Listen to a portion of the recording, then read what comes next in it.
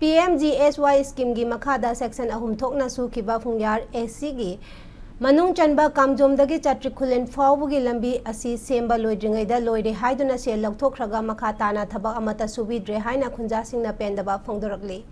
hiramasiga mari lainana Chatric khulen gi ningthau Ningreng sang AS na Impact News ta phongdorakpada Kamjong District Headquarter dagi kilometer 100 gi section ahum thokna PMGSY gi makhada lambi asi sembani ahanba kilometer 100 gi black top tawba lorabasu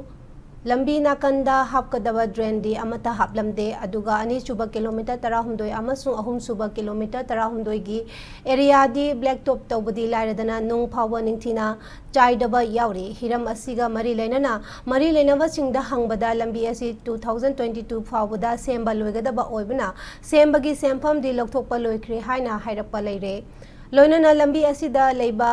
Namam Lokta Saba Fit Chamaga Contra Sangba Belly Bridge Asisu Makong Namana Paka Oraga Nakal Namana Mahusadagi Lairam Laba Nungjaw Ani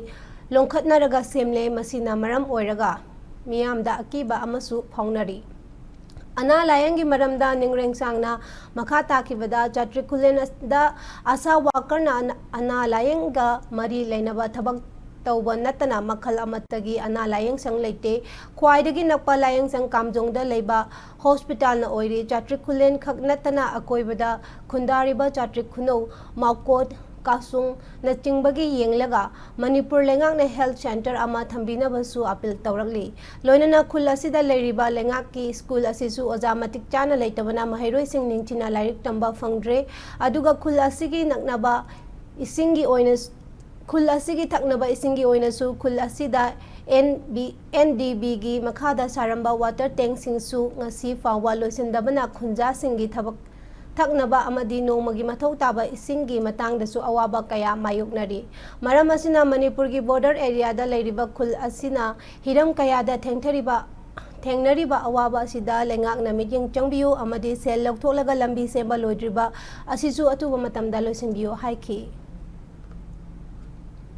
Anna ayay like sida kunjadi asa hay ne like ko Manipur government all India gi mune just nem sen ne asa jinner sunate ko sunate oi makhoina marak ta angang singi naraga desi ba hidak tu khara di pi go adu akhoi gi nawa khotpa matam sidadi upai le tabin akhoi Kamjong sida akhoi duda first aid duda tawe lambi di shemdri loidri akhoi ne tawa dadi paisa di loina lothokra hai karmaina thabak sudaraga paisa du karmaina kai bibra training wasu tawdre jahi gi oina su maintenance lei adubu suktaw tawda bida adum umang oina akhoi mi ama gari ama so thengai na busu yaure